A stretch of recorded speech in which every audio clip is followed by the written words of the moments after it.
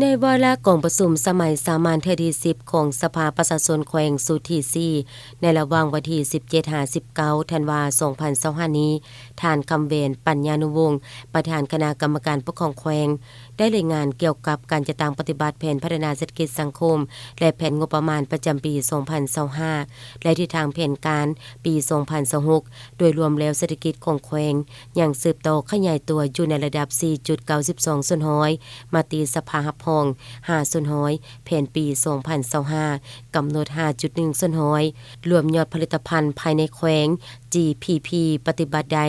15,249.79 ตือกีบมาตีสภาพอง 8,815.36 ตือกีบเฉลี่ยต่อหัวคน44ล้านกว่ากีบหรือ 1,922 ดอลลาร์มาตีสภาพองเฉลี่ย24ล้านกว่ากีบแยกตามคะแนนการคะแนนกสิกรรมป่าไม้ขยายตัว 4.85% ของ GPP คะแนนอุตสาหกรรมขยายตัว 3.20% ของ GPP คะแนนบริการขยายตัว 7.43% ของ GPP คาดคะเนหมดปีเศรษฐกิจจะขยายตัวในระดับ 5.1% ในนี้คะแนนกสิกรรมป่าไม้ขยายตัว 2.5% คะแนนอุตสาหกรรมขยายตัว 3.5% คะแนนบริการขยายตัว 8% ของ GPP ด้านการลงทุนปฏิบัติใด 1,839.14 ตือกีบลื่นแผน 5.1% ในนี้การลงทุนของรัฐปฏิบัติใด 172.7 ตือกีบลื่นแผน 6.33% การลงทุนเอกชนภายในและต่างประเทศ 962.73 ตือกีบเท่ากับ 99.39% ของแผนปีการช่วยเหลือทางการพัฒนา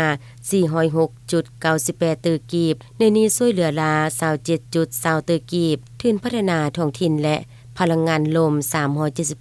379.77 ตือกีบเท่ากับ 337.43% การลงทุนระบบการเงินตราปฏิบัติ 7,326.52 ตือกีบปล่อยกู้สะสม 1,270.6 ตือกีบเพิ่มขึ้น 293.75 ตือกีบเท่ากับ 58.95% ของแผนปีการปฏิบัติแผนงบประมาณแห่งรัฐใน 11 เดือนสามารถเก็บรายรับได้ทั้งหมด 2,262.50 ตือกีบลื่นแผนปี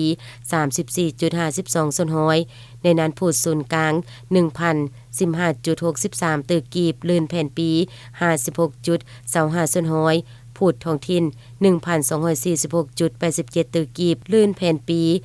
20.57% ด้านรายจ่ายทั้งหมด 623.40 ตือกีบเท่ากับ 104.76% ของแผนการปี 595.2 ตือกีบอันผลเด่นตลอดปี 2025แขวงสามารถตอบสนองเบิกจ่ายเงินเดือนให้พนักงานราชการนับทางพนักงานรับอุดหนุนบำนาญทันกับทุกๆเดือนและเวียกงานอื่นๆฉะนั้นในปี2026นี้องค์การปกครองแขวงต้องใช้จะสุ่มใส่ปฏิบัติประดามคาดหมายเรียกงานขึ้นสู่จำนวนหนึ่งดังนี้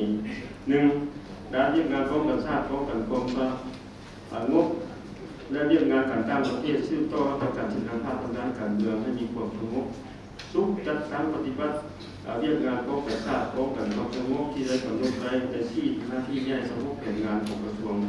ป้องกันประเทศและ4แผนงาน